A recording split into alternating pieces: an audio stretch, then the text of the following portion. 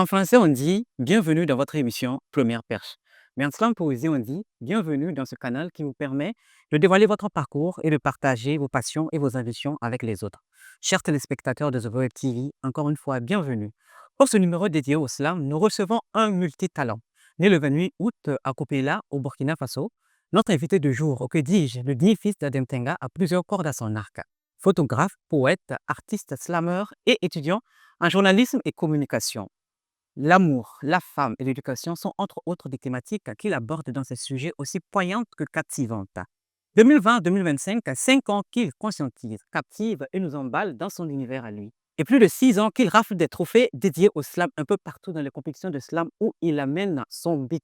Mesdames et messieurs, pour ce numéro de votre émission Première Perche, avec moi, recevons l'enfant prodige, le slameur des temps modernes, l'excellentissime Plume Céleste est avec nous. Merci de le recevoir. Bonsoir, Plume Céleste. Bonsoir, Comment vas-tu? ça va bien, merci. Alors, merci d'avoir accepté notre invitation. Merci à vous pour l'invitation. Alors, comment est-ce que vous vous sentez? Déjà, après une telle présentation, je pense qu'on ne peut que se sentir flatté. On ne peut que se sentir aussi stressé parce qu'en tant que slammer, je fais face à un autre slammer, si je peux le dire, vous êtes vraiment pétri de talent et je suis très, très honoré d'être en face de. Merci beaucoup, mais je t'assure qu'on n'a rien inventé. Tout ce que j'ai dit ici, c'est toi. C'est ton parcours. Et je n'ai même pas tout dit, mais nous aurons la chance et l'occasion de te découvrir un peu plus au cours de cette émission. Alors, comment as-tu découvert le slam? Le slam, je l'ai découvert lorsque j'étais en classe de quatrième. Mon prof de français, c'était au petit séminaire de Caboret. Je voulais en ce moment devenir maître. C'est là que j'ai découvert le slam. Mon prof m'en a parlé pendant le cours de versification. Et c'est là que j'ai commencé à écrire un peu la poésie. Je faisais des poèmes pour participer à des concours. Voilà. C'est un peu comme ça que j'ai découvert le slam. D'accord, je voulais être prêtre. C'est ça, non? Oui. Et est-ce que c'est toujours en cours ou bien est-ce que tu as changé de camp ou bien que Non, bon, ça c'est. Je crois que ça va. Ça c'est du. c'est du passé? Alors, c'est vrai que tu l'as découvert à Paris, mais qu'est-ce qui t'a poussé réellement à t'y engager? Ce qui m'a poussé à m'engager dans le slam, bon, à vrai dire, c'est venu tout naturellement. C'est venu tout naturellement parce que depuis tout petit, depuis l'école primaire, j'aimais beaucoup prendre la parole en public, j'aimais m'exprimer, j'aimais être écouté, j'étais très éloquent. Donc, quand j'ai découvert l'art qu'est le slam, c'est tout moi, c'est dans ma façon d'être, de faire du slam. Même quand je ne suis pas sur scène, dans ma façon d'être, je fais du slam. Donc, c'est venu à moi tout naturellement. Mais pour dire, là où j'ai commencé le slam, c'était avec les compétitions. Parce que j'aimais me challenger, j'aimais me lancer des défis et ça m'a réussi. Donc, j'ai décidé plus tard de me lancer dans une carrière artistique. OK. Alors, comment naît un slam chez toi? Est-ce que c'est à travers des mélodies, à travers des expériences professionnelles ou comment naît un slam chez toi? Le slam, c'est, comment je dirais ça? C'est un art qui naît de tout et de rien à la fois. La lumière comme ça qui nous éclaire, ça peut être une source d'inspiration. Le vent, l'environnement, un vécu, un sourire d'un enfant au bord de la rue, une mère qui se lève à 4 heures du matin, qui vend des fruits pour aider son enfant à prendre soin de lui. Vraiment, il n'y a pas de sujet en tant que tel qui nécessite particulièrement qu'on écrive, mais tout nous inspire. Vraiment, tout nous inspire. Nous sommes extrêmement sensibles. Peut-être que on est dans la salle, vous voyez un micro et moi je vois un instrument qui me permet de faire de l'art et je peux utiliser ce micro par exemple pour faire du slam. Nous sommes assez ouverts, donc franchement, tout nous inspire. On n'a pas de limite dans la créativité. C'est comme un sculpteur. Nous, on voit un arbre, le sculpteur, lui, il voit une chaise, il voit une table. Donc, nous sommes dans une perpétuelle quête de création. Donc, vraiment, tout nous inspire. Mais moi, pour ma particularité, je suis beaucoup sensible aux questions liées à l'éducation, aux valeurs culturelles. C'est un peu ça qui m'inspire. Mais vraiment, on peut partir de tout pour recentrer sur les valeurs culturelles, sur l'éducation. Donc, on n'est vraiment pas limité dans la création. D'accord. Alors, quand tu écris tes textes, tu écris d'abord les textes pourquoi? Pour les compétitions, pour les scènes ou bien pour les singles? Déjà, il y a plusieurs types de textes, comme vous l'avez dit. Ça dépend de l'objectif. OK. Quand tu t'inscris à une compétition, par exemple, pour slammer, on peut t'imposer un thème et c'est en fonction de ça que tu écris. Mais après, quand on devient professionnel comme ce que je fais aujourd'hui, on n'est plus dans les textes de compétition. L'artiste s'ouvre aux autres. Il s'ouvre aux gens, il s'ouvre à ses mélomanes en parlant de lui, de son vécu, de ce qu'il inspire, de ses réalités, de ce qu'il voit. Donc, ça dépend vraiment de l'objectif. Je ne peux pas dire on écrit un texte pour un single ou on écrit pour une compétition. Ça dépend vraiment de l'objectif, de celui que tu as en face de toi. OK. Mais toi, la plupart du temps, est-ce que en fonction de tes demandes, en fonction des demandes, est-ce que toi parce que j'avais rencontré un slameur autre une fois qui a dit que lui, par exemple, il a plus de demandes de il a des thèmes. Les gens lui demandent des textes pour, pour peut-être prester à des événements thématiques. Voilà, donc ça fait que la plupart du temps, quand lui rédige ses textes, c'est en fonction de ça et pas toujours pour les singles ou même pas pour les compétitions. Mais toi, dans ton cas, dans quel contexte écris-tu, plus? Moi, j'aime l'art quand il est libre. Donc, c'est vrai que accidentellement, on peut nous demander d'écrire pour des circonstances. Des structures peuvent nous contacter pour écrire pour leurs activités. Ça, c'est un peu le côté business de l'art qu'on pratique. Mais moi, j'écris beaucoup plus pour moi. J'écris ce que je ressens, j'écris ce que je vis. J'écris plus même que je ne slame. J'ai des tonnes de textes que j'écris constamment et je partage ce que je vis, ce que je ressens avec les autres. Mais ça n'exclut pas que parfois on est contacté par des structures pour écrire, mais c'est vraiment différent. Ce cas de figure-là n'a rien à voir avec l'art qu'on pratique, qui est l'art libéral, l'art qui nous permet de nous explorer nous-mêmes et d'exploser ce qu'on a au fond de nous pour le donner aux autres. C'est vraiment différent. Alors, tu as dit tout de suite que tu avais des textes, tu as écrit de nombreux textes, voilà et que voilà, libre, n'est-ce pas? Alors dis-moi, on te voit sur TikTok, presque à tout moment, on te voit sur TikTok avec des thématiques que tu abordes. Tout est venu l'idée? Et avant de répondre à cette question aussi, j'aimerais savoir combien de textes as-tu au total? Bon, j'écris depuis que je suis en classe de quatrième. Donc, je ne peux pas vraiment dire, vous donner un nombre de textes en tant que tel, mais j'écris vraiment. Je ne peux pas passer une journée sans écrire. L'écriture, c'est tout moi. C'est pourquoi d'ailleurs je m'appelle Plume Céleste. L'écriture, c'est vraiment ma passion. Donc, je ne peux pas donner un nombre de textes comme ça pour dire que j'ai écrit autant de textes, mais j'écris énormément. Et en fait, par rapport à TikTok, j'ai constaté que les gens aimaient beaucoup ma plume. L'artiste, c'est celui aussi qui partage. L'on ne f Quand tu fais l'art pour toi seul, c'est bien, mais après, il faut partager. Mais on ne peut pas passer notre temps à faire sortir des clips à chaque fois qu'on écrit un texte. On ne va pas s'en sortir. Donc, à travers les réseaux sociaux qui sont un canal de diffusion de nos projets, je me suis dit pourquoi pas ne pas utiliser TikTok, Facebook, et cetera, pour partager les morceaux de texte que j'écris. C'est bien d'écrire, mais il faut aussi que les gens découvrent ce que je fais. Il ne faudrait pas qu'après 100 ans, on découvre que ah, Plume Céleste avait écrit des textes et puis on ne connaissait pas. Non, c'est bien de partager. C'est pour ça que je fais de temps à autre ces vidéos-là où j'écris et je slame pour permettre aux gens aussi de découvrir mon univers et de savoir ce que je pratique comme art. En gros, c'est ta manière de conscientiser les jeunes parce que tu conscientises aussi, hein? Bon, je ne sais pas si conscientiser, c'est le mot, mais j'essaie en tout cas d'être utile. J'essaie de dire ce que je pense.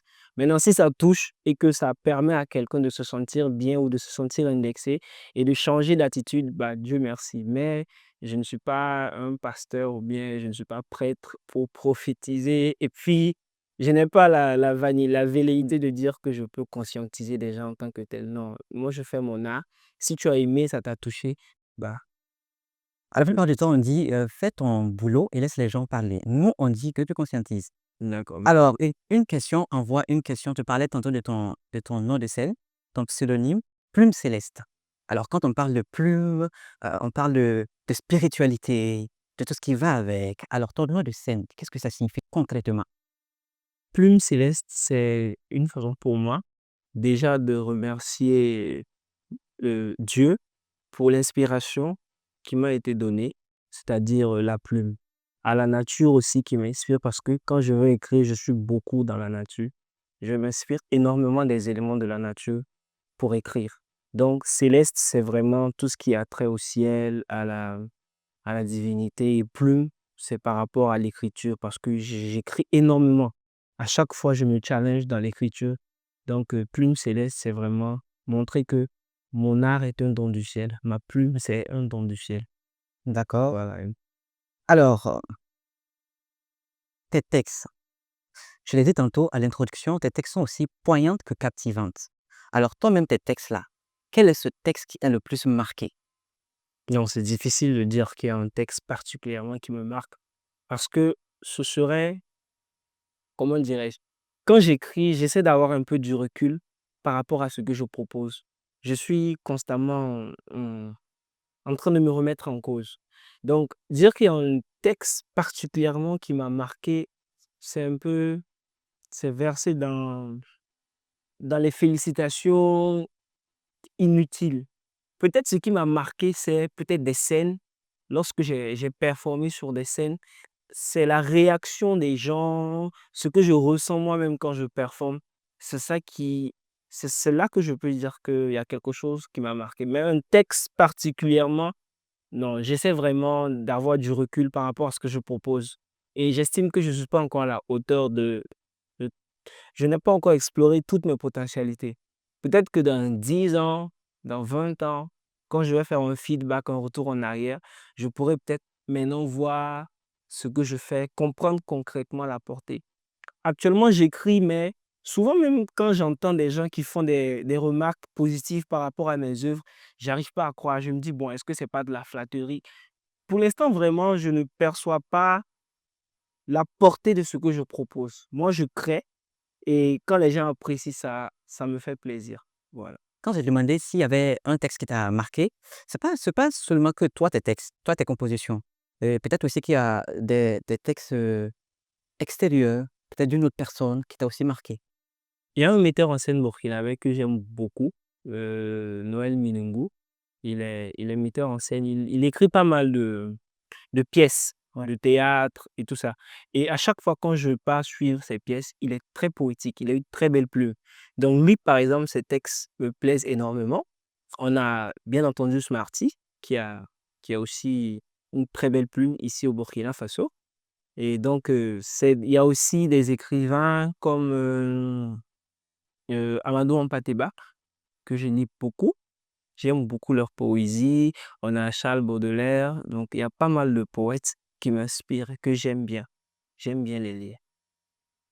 Alors, parlons de Smarty même. Je vois que tu as repris un de ses titres à ta manière. De quel titre s'agit-il comme... Je crois qu'il s'agit de... J'ai repris 2 titres. Il y avait Ne parle pas de tes projets Mhm. et Je suis venu chez moi. Ouais. Voilà. Pourquoi le choix de ces deux titres? Parce que ce sont des textes qui m'ont marqué. Et la plume, particulièrement, le message était profond. J'ai trouvé que c'était très poétique.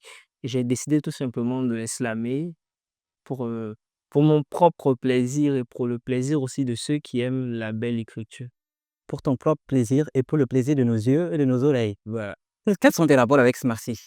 C'est un aîné qui me conseille beaucoup. Ok. Il n'hésite pas à me donner des conseils. Je n'hésite pas à l'approcher aussi quand j'ai besoin de conseils, de soutien et d'inspiration. Déjà, même ces textes suffisent pour inspirer, pour donner des conseils. Donc, au-delà de ça aussi, c'est quelqu'un de très convivial et qui est très humble. Quand, quand il me voit, il m'appelle petit frère. Donc, ça me fait plaisir. Il m'encourage beaucoup. Donc, ça fait plaisir. Au-delà de Smarty, il y a plein d'autres artistes aussi avec qui j'ai de très, très, très belles relations. Comme qui, par exemple? Manika Las l'Amazon, le Baba Flobi. euh, ils sont vraiment nombreux. Moi, je m'approche beaucoup des aînés pour apprendre. Quand je vois un aîné, je m'approche et puis j'apprends. Je veux en savoir davantage. Donc, voilà. Est-ce qu'on peut espérer une collaboration avec l'un de tes aînés que tu as cité tout de suite? Mais N'est-ce pas, Smarties? c'est tout mon souhait. Maintenant, là, la balle n'est pas dans mon camp. Peut-être si vous auriez eu Smarty, si vous auriez pu lui poser la question, là, ça aurait été plus facile. Mais moi, c'est mon souhait. Je rêverais bien de pouvoir faire des collaborations avec eux. Et on ne sait jamais si l'occasion se présente. Peut-être par le biais de votre caméra, on ne sait jamais, ils peuvent vouloir bien m'offrir une collaboration. Mais ça serait un rêve d'enfant qui se réalise. Pourquoi pas? Mais est-ce que tu t'es approché de lui pour en parler? Parce que la plupart des aînés aussi disent que les jeunes, ne s'approchent pas trop d'eux pour des collaborations et tout. Ils peuvent s'approcher pour des conseils, mais pour des collaborations, ils s'approchent pas trop. Mais bon, parfois aussi les vieux, les doyens souhaitent que ce soit les jeunes qui viennent, qui disent: «Ah voilà, j'ai envie de». Mais c'est la norme. Normalement, c'est à nous d'aller vers eux. Donc, ça, c'est normal. Normalement, eux, ils ont une expérience, ils ont des compétences. C'est pas à eux de venir vers nous. Quand tu as besoin de quelque chose, quand tu pars dans une entreprise et tu as besoin d'un financement, est-ce que c'est l'entreprise qui vient vers toi? Toi, tu pars déposer tes dossiers. Donc, c'est à nous de faire le pas. Mais en fait, après tout, moi, je pense que chaque chose a son temps. Donc, il n'y a pas à se plaindre parce qu'aujourd'hui, tu as demandé quelque chose à un aîné, il ne t'a pas donné. Non, chaque chose a son temps. Tout se construit petit à petit et pas à pas. La vie, c'est pas la course, quoi. Ça va venir, ça va, c'est sûr que ça va Il venir. n'y a pas de quoi se décourager, non. Alors tu es 12 fois champion des compétitions de slam. Une fois, 2 fois, jusqu'à 12 fois champion de compétition de slam. Alors dis-nous, quel est toi ton système d'écrit? Comment est-ce que tu composes tes textes? Comment est-ce que tu écris tes textes concrètement? Parce que des slameurs, il y en a plein. Il y a des panoplies de slameurs. Mais toi, tu pars, tu prends une fois, 2 fois, 3 fois dans jusqu'à 12 compétitions. Alors comment est-ce que tu écris tes textes? Bon, déjà, il faut savoir que peut-être que j'ai eu plus de chance que d'autres, ce qui m'a permis d'être de 12 fois champion. Parce qu'après, vous savez, les compétitions, il y a tellement de paramètres qui entrent en compte. On dit souvent que le meilleur slameur ne gagne jamais. Donc, c'est pas parce que j'ai remporté autant de compétitions que ça veut dire que je suis le meilleur slameur. Le slam, c'est à l'instant T. Donc, j'aimerais en fait revenir sur ça parce qu'il y a beaucoup de gens qui font trop de spéculations autour de ça. Bon. Maintenant, par rapport à l'écriture, il faut savoir que comme je l'ai dit, je lis beaucoup. Je lis beaucoup et je m'inspire énormément. Je m'inspire énormément de tout ce que je vois, de tout ce que je touche, de toutes les expériences que j'ai, je m'inspire. Et j'écoute les aînés qui ont une très belle plume et j'essaie de me comparer à eux. Voilà, pour toujours être en perpétuelle amélioration. OK. Et aussi, je, je, je ne suis jamais totalement satisfait d'une de mes productions. Je cherche toujours à améliorer, à, à performer à chaque fois que j'écris. J'essaie de faire en sorte que le texte d'aujourd'hui soit techniquement plus correct que le texte d'avant. Je mets beaucoup de technique parce que Ouais. le texte, c'est l'émotion. Tu peux faire un texte tout de suite, quelqu'un va apprécier, et tu fais un autre texte. La même personne ne va pas apprécier alors qu'une autre personne a apprécié. La particularité du métier qu'on fait, c'est que c'est vraiment sur le tas, c'est sur l'émotion, c'est sur le rendu. C'est pourquoi nous, on aime beaucoup être sur la scène pour faire des performances live. Mais j'essaie d'être très technique, d'être très professionnel dans l'écriture. Donc, je me forme sur la versification, sur la poésie. Je lis des auteurs qui sont très inspirants, comme je l'ai dit, Amadou Hampâté-Bâ. Et donc, ça fait que j'ai pas mal d'éléments que j'essaie d'utiliser. Mmh. Alors peux-tu nous parler de tes premières expériences sur scène? Comment est-ce que tu t'es senti? La première expérience, c'était lors d'une compétition de slam en anglais. OK. Oui, de slam poésie en anglais, le FISAB. Voilà, ça c'était. Là, j'ai fait un poème en anglais. Je crois que j'étais en classe de seconde. J'ai fait un poème en anglais et j'ai remporté. J'étais tout petit comme ça. Quand je regarde la vidéo, je suis assez ému. Donc, ça, c'était une belle expérience pour Mmh. moi. Si on te demandait de slammer devant une personne, une seule personne, ça serait qui? Comme mère. Sur une J'aimerais ce personne. terme. Ah, mais vous n'entendrez pas un texte que ma mère n'a pas amendé. Vous n'entendrez pas un texte que ma maman n'a pas amendé. C'est pas possible. Ah bon? C'est pas possible. OK. Alors quand tu as décidé de faire du slam, quelle était la réaction de tes parents? Bah, déjà, même à travers l'illustration que je viens de vous donner, ça prouve que j'ai été soutenu et encouragé. Oui, mais il y a d'autres personnes qui, à leur début, les parents ne soutiennent pas, mais après, quand ils voient que vraiment l'enfant l'enfant veut réellement la chose, ils soutiennent maintenant, mais au début, c'est pas le cas de tous les parents. Ouais, il y a beaucoup de personnes qui ont traversé des difficultés par rapport aux parents quand ils veulent se lancer dans le domaine de l'art. Mais moi, comme je vous l'ai dit, vraiment depuis tout petit, j'étais quelqu'un de prolixe. Je parlais énormément, je prenais la parole en public, dans la communauté. J'étais l'enfant qu'on envoyait pour représenter tout le monde. Quand on arrive dans un endroit, on a besoin de quelqu'un qui va prendre la parole. Je demande même pas, je prends la parole. Voilà, donc, j'ai appris à arracher la parole comme ça et être devant tout le monde. Et c'est ça qui explique le fait que je suis dans le domaine du journalisme aussi.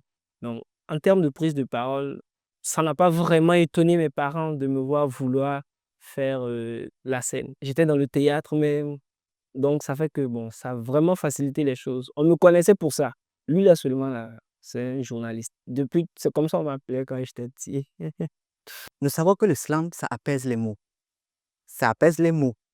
Les mots, quand je dis les mots, Tu je comprends? parle, oui, ça apaise les mots et ça nous aide vraiment à surmonter nos peines, nos difficultés. Parfois, quand ça ne va pas, c'est le slam qu'on écoute, car c'est vraiment, c'est pas une chanson où on doit danser, où on danse. Bon, c'est vrai que d'autres essayent d'adapter leur slam avec les chansons dansantes et tout, mais le slam pur, à l'état pur, ce sont des chansons qu'on écoute quand on a envie de se ressourcer.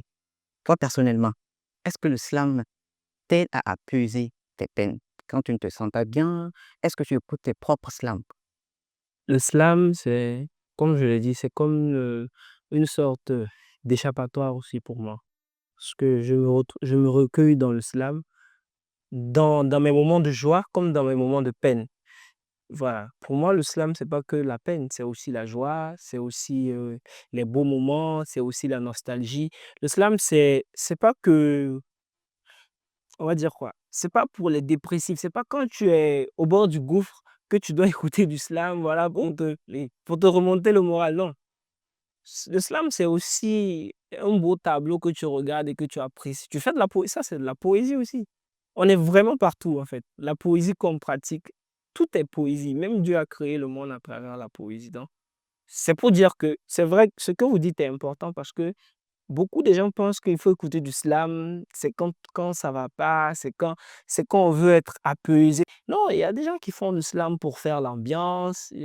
On a vu, il y a du slam sur quoi? Sur du reggae, de la piano. Il y a du slam sur du tout, hein. Ouais. Le slam, c'est vraiment un carrefour où tu peux vraiment t'exprimer librement. Mais par rapport à moi, le slam, ça m'apaise, ça me fait plaisir, ça me donne du tonus, ça me donne du courage. Je ne peux pas ne pas slammer. Quand je suis fatigué, je descends pour me reposer, j'écris et je slame. Quand je me lève le matin, voilà, j'écris, je slame, j'écoute de la musique et tout. Donc, je fais tout dans le slam et je dois tout au slam. Tu dois tout au slam. Alors, puisque tu as parlé de poésie, je vais te poser une question en ce qui concerne la poésie. C'est quoi la différence entre la poésie et le slam? Ça, c'est la question qu'on pose à tous les slameurs pendant les émissions. La poésie, le slam, d'abord, c'est vraiment subjectif. Hmm. Il faut savoir que le slam est une dérivée de la poésie. OK, Le slam est né de la poésie. d'accord. C'est mon point de vue et ça n'engage que moi ce que je veux dire. Parce qu'il y a plusieurs écoles. Ça veut dire il y a plusieurs théories par rapport à ça. Moi, dès que tu quittes l'écriture pour aller avec un public, tu as un micro, tu as un public et tu as un message, ça devient du slam. Dès que tu prends la poésie à l'étape d'écriture là, sur le papier et que tu montes sur la scène, pour faire du slam, il faut une scène, un micro et un public. Que ce soit dans un barrage, que ce soit dans une boîte de nuit, que ce soit dans une salle fermée. Ça, c'est ce qu'il... À la base, c'est ça le slam. Et le slam, c'était dans les bars, à la base. Donc, c'est un peu ça la différence entre la poésie. La poésie, c'est l'étape d'écriture, mais dès qu'elle quitte l'étape d'écriture pour la scène, pour moi, ça devient du slam. Pour ne pas te couper, tu as dit que le slam, c'était dans les bars. Euh, Comment est-ce possible? Si, le slam, en fait, le slam est né dans les années 1900 et quelques aux États-Unis.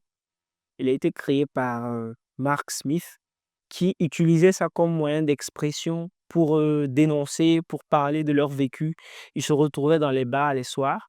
Ils créaient une scène qu'on appelle open mic, scène ouverte, où chacun venait prendre le micro et il racontait ce qu'il voulait. Il parlait de son vécu et c'est pourquoi, en fait, quand on écoute le slam, beaucoup disent que ça, c'est le cousin du rap et tout ça.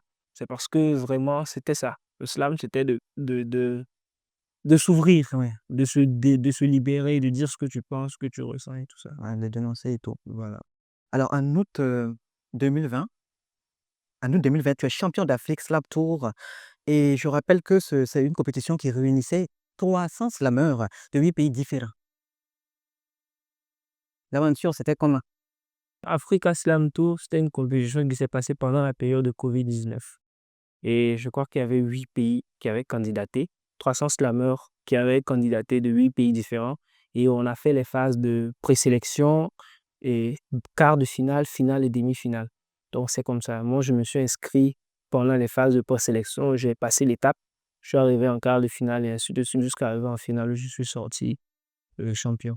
Quand tu es allé remporter le trophée et que tu es revenu, comment l'accueil, c'était comment? Non, la compétition s'est passée en ligne. OK, C'était pendant la période de Covid. OK. Normalement, ça devait être en présentiel, mais avec la Covid-19, on n'a pas pu. Donc, la compétition s'est passée par visioconférence en ligne. C'était sur Zoom et chaque candidat prestait. OK.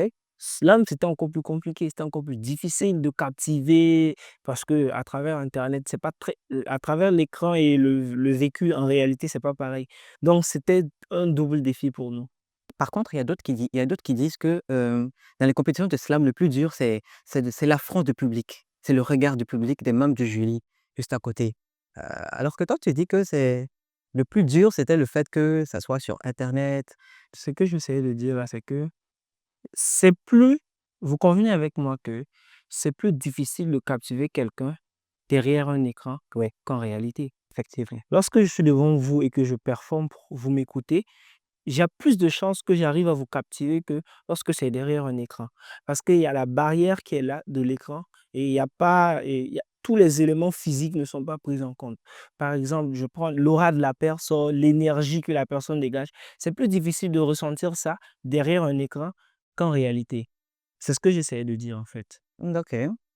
Alors, en 2023, tu es sélectionné dans le top 10 des Africains retenus à la Coupe du monde de slam poésie au Brésil, à Rio de Janeiro. Comment s'est faite la sélection, encore une fois de plus, et comment était cette expérience? Déjà, par rapport à la Coupe du monde de slam, il faut savoir que on peut peut-être dénombrer à plus de 1000 candidats, ceux qui ont postulé pour la Coupe du monde. Parce qu'il y avait une présélection par continent. Et dans les continents, il y avait plusieurs pays. En Afrique, il y avait par exemple 40 pays déjà, je crois. Je crois que ça tourne autour d'une trentaine à 40 pays qui avaient postulé pour la Coupe du monde. Donc déjà là, il fallait faire une présélection et choisir 10. Et ensuite, arrivé au Brésil, on était 40 encore. Ça veut dire 40 différents pays venus de tous les continents. Et il y a eu une présélection jusqu'à arriver en phase de finale. Donc c'est un peu comme ça que ça s'est passé. OK, et tu as été sélectionné. Oui, arrivé au Brésil, je suis arrivé en phase de finale. OK. Et là, sur les 40 candidats qui étaient présents, au Brésil même, j'étais en finale 9e.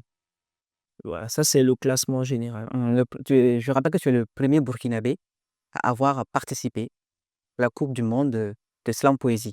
J'ai eu la chance en tout cas d'être le premier à pouvoir représenter le Tu es continent. très humble, hein. Mais il faut dire qu'en fait, avant, il y avait des candidats qui, qui avaient postulé pour la Coupe du monde, mais qui n'ont pas eu la chance, en fait, de passer l'étape de la sélection en Afrique. Mais nous, on a eu la chance. C'est pourquoi on est allé au Brésil. Sinon, avant moi, il y avait des candidats qui ont postulé, qui ont passé les compétitions, mais qui n'ont pas eu la chance de pouvoir et passer par la phase. Comme c'est j'ai remarqué que tu ramènes tout à la chance. Tu ramènes tout à la chance. Je ne sais pas si c'est par humilité ou c'est parce que tu as peur de vexer certaines personnes, mais est-ce que tu crois que la chance, on peut être chanceux, la chance peut nous faire avancer, que le travail ou l'apprentissage, que la formation?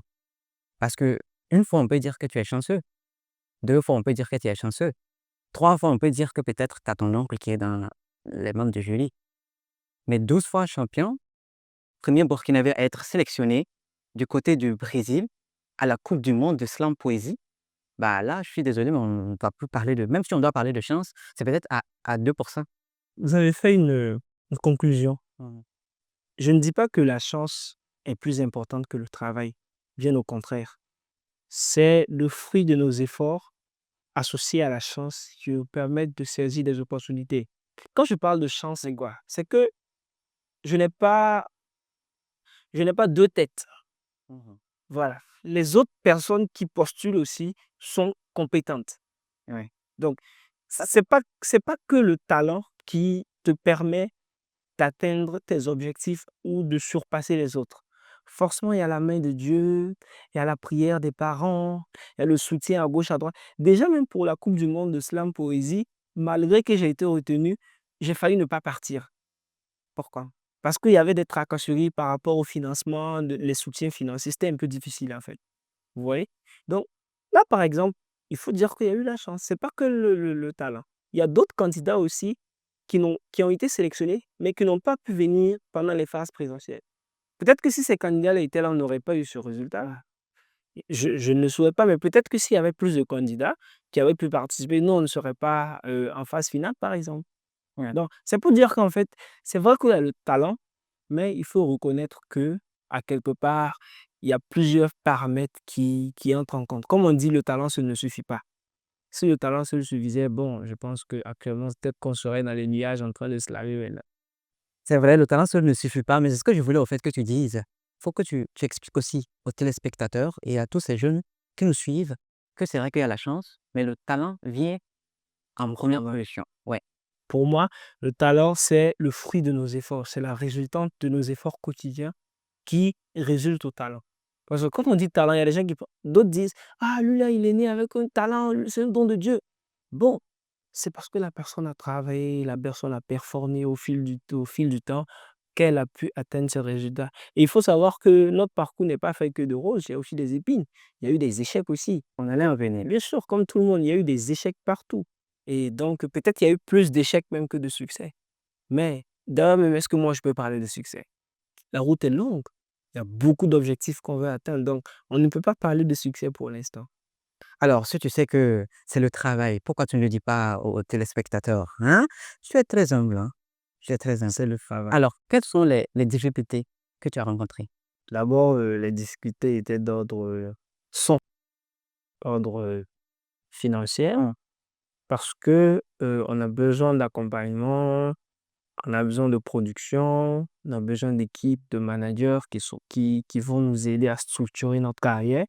Et parfois, c'est pas évident. C'est pas évident, surtout quand on vient de commencer, on vient de faire ses pas dans le domaine artistique. C'est pas évident tout de suite comme ça d'avoir des gens qui sont prêts à investir leur argent dans ce que tu fais.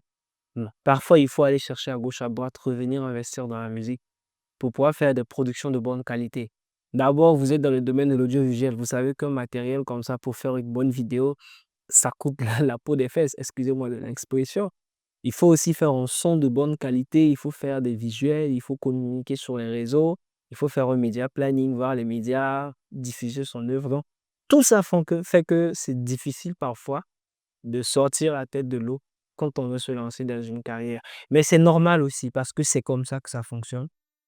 Alors, c'est vrai que tu as énuméré les difficultés. Comment est-ce que tu travailles? Tu travailles, en autoproduction ou bien tu as un producteur ou comment est-ce que ça se passe? Donc, je suis actuellement en autoproduction. Ça veut dire que j'ai pas de producteur qui investit son argent dans ce que je fais. Mais j'ai quelques aînés, Des mécènes? non, pas de mécènes. J'ai pas de mécènes, j'ai pas de producteur pour l'instant. Mais peut-être que ça va venir. Mais les producteurs, est-ce que vous ne voyez pas ce pur talent? Investissez en lui et je suis sûr que vous allez regagner ce que vous avez investi Investissez. parce qu'il est pur. Merci. Alors, nous allons faire un tour, sur, tes sorties discographiques. Alors, on a Genèse qui est sorti en 2020. Mmh. En Genèse, en 2020, on a Paradis. D'accord. En 2021, on a Horizon du bonheur. En 2022, on a Pupille de la nation. En 2024, et puis actuellement, on a Sans tabou qui est la toute dernière sortie cette année. Je crois qu'il y a quelques jours de cela que c'est sorti. Alors Genèse à sa sortie, comment est-ce que les gens l'ont accueilli? Alors, Genèse, c'était ma toute première sortie Mmh. et je crois De que jusqu'à présent, c'est la plus la plus aimée D'accord. de toutes mes sorties discographiques. Genèse, ça m'a fait énormément plaisir parce que je venais juste de commencer. J'ai été agréablement surpris de voir comment les gens ont aimé l'œuvre et surtout le message. Les gens se sentaient indexés. Les gens se sentaient personnellement dans le message, donc facilement les gens l'ont porté. Donc, c'est vrai qu'on n'a pas fait des milliers de vues, mais les retours ont été vraiment positifs. Et pour un début, ça m'a donné le courage de continuer. Ça parlait de quoi, Genèse? Genèse, ça parlait un peu de l'histoire de la colonisation, l'arrivée des colons, l'exploration, les explorateurs et puis le pillage de nos ressources culturelles. Et on a jeté un peu en désuétude nos valeurs culturelles. Donc, c'était ça que je dénonçais et je disais aux gens de faire attention parce que la colonisation a libéré nos bras et nos coups pour maintenant s'en prendre à nos mentalités. Donc, il faudrait qu'on fasse attention parce qu'on n'est pas vraiment libre. On a encore du chemin à faire. Donc, c'était un peu ça le message. D'accord, on va maintenant parler de Sans Tabou, D'accord. qui est ta dernière sortie discographique. Alors, ça parle de quoi, Sans Tabou? Alors, sans tabou, c'est un sujet que j'ai évoqué vraiment sans tabou. Il s'agissait de la question des menstrues de la femme, la question des règles. Lorsque les femmes rencontrent des difficultés liées à leur période menstruelle, notamment les injures, les moqueries, les difficultés qu'elles rencontrent sur le plan professionnel, au travail, les élèves qui n'arrivent pas à se scolariser à cause des moqueries, parce que les petites filles, quand elles sont en période, les garçons qui ne savent pas se moquent, ils les traitent de sales, d'impurs. Et parfois, dans nos familles aussi, on trouve que la femme qui est en période menstruelle est impure, elle est sale et tout ça.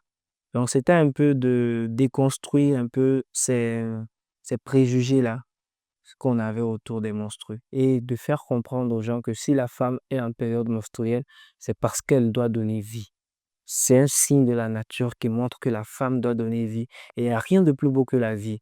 Donc la femme, en vrai, c'est le berceau de l'humanité. Donc elle a besoin d'être aimée, respectée et encouragée. Et d'ailleurs même célébrée pour ça. Parce que c'est parce qu'il y a le cycle que ça montre que la femme est prête à avoir l'enfant et tout ça. Donc ça fait que c'est important de ne pas diaboliser ça.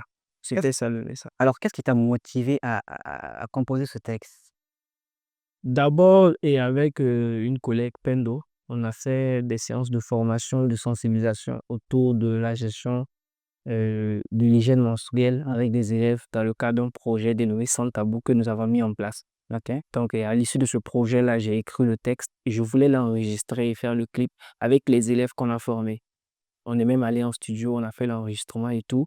Mais bon, malheureusement, on n'a pas eu les moyens nécessaires pour le faire. Donc, et après aussi, avec les enfants, il faut l'accord des parents pour faire sortir un enfant dans un clip. Ça demandait trop de tracasseries. Donc, je me suis dit, bon, faut pas priver les gens de ce message-là. Donc, voilà, je l'ai fait sortir. Ok. Est-ce qu'il arrive souvent que tu travailles avec... est-ce qu'il y a des associations ou des ONG qui travaillent et qui luttent pour les causes de la femme et qui travaillent pour les causes de la femme et tout, qui te contactent Oui, de temps en temps? plusieurs fois. Il y a plusieurs associations, plusieurs ONG qui me contactent pour faire des créations, justement, vous parlez des créations, qui me contactent pour faire des créations dans le cadre de leurs activités, pour aider à sensibiliser sur des sujets. Donc, c'est un peu ça. Mais pour Sans Tabou, je n'ai pas été contacté. Il n'y a pas une ONG qui m'a particulièrement demandé. C'est parce que ça me tenait à cœur que j'ai décidé de le faire. Ok, bon. Alors, tu sais, le temps qui nous est imparti tire malheureusement vers sa fin. Parce qu'avec toi, on peut discuter jusqu'à demain, hein. Tu as tellement de choses à dire sur toi, tu as tellement de choses à dire aussi. Donc, mais bon, chaque chose a son temps et c'est bientôt la fin de notre entretien. Malheureusement, Alors, les bonnes choses ne durent pas. c'est comme ça, mais on aura l'occasion de se revoir sur d'autres projets. Voilà. N'hésite surtout pas à venir, hein. Tu sais que cette maison, Zoé Web TV, c'est ta maison. Merci de venir quand tu veux. Merci. Mais avant de conclure, dis-moi, quels sont tes projets à long et à court terme? Déjà, à court terme, c'est Sans Tabou qui vient de sortir. C'est de demander aux gens vraiment d'aller écouter l'œuvre, de se faire leurs petites idées de là-dessus, et puis de partager, de me soutenir, parce qu'en tant qu'artiste aussi, c'est de ça qu'on a besoin. On a besoin de soutien et d'encouragement. Donc, c'est une cause, je pense, qui nous concerne tous, hommes comme femmes. La question de la femme nous concerne, parce que tout passe par la femme. La femme, c'est la vie. Donc, aidez-nous à magnifier la femme à travers nos œuvres. Donc, c'est vraiment ça, sans tabou, c'est demander aux gens d'aller écouter, de streamer, c'est disponible sur les plateformes et sur mes comptes Facebook, TikTok. Faites des vidéos, les femmes qui sont là, faites des vidéos parce que ça vous concerne. Sensibiliser, aidez-nous à sensibiliser en faisant des challenges si vous voulez, parce que le message, c'est pour vous. Donc, c'est un peu ça. Le projet à court terme, bien sûr, à long terme, c'est de vraiment, pourquoi pas faire un album et puis conquérir le marché national et plus tard international. OK. Pour terminer, cette émission, alors dis-moi, si tes mots avaient le pouvoir de changer le monde, quel serait ton premier vers? Être utile aux autres, telle est l'essence de la vie. Mmh. Apporter un brin d'espoir aux nôtres, tel est le sens de la vie. Une chaleur humaine partagée, un sourire donné, parfois ça peut faire un bien fou. Pour construire un monde meilleur, il faut juste s'ouvrir aux autres. Pour construire un monde meilleur, il faut juste s'ouvrir aux autres. Chers téléspectateurs, ainsi prend fin notre émission. Merci beaucoup. Merci. Merci vraiment de nous avoir accordé ton temps. Chers téléspectateurs de The Web TV, c'est la fin de notre entretien avec le slammer, poète, photographe et bien sûr champion du monde, si je peux le dire ainsi, Augustin Sanomidi, alias Plume Céleste. On se retrouve, Inch'Allah, la semaine prochaine avec un autre invité.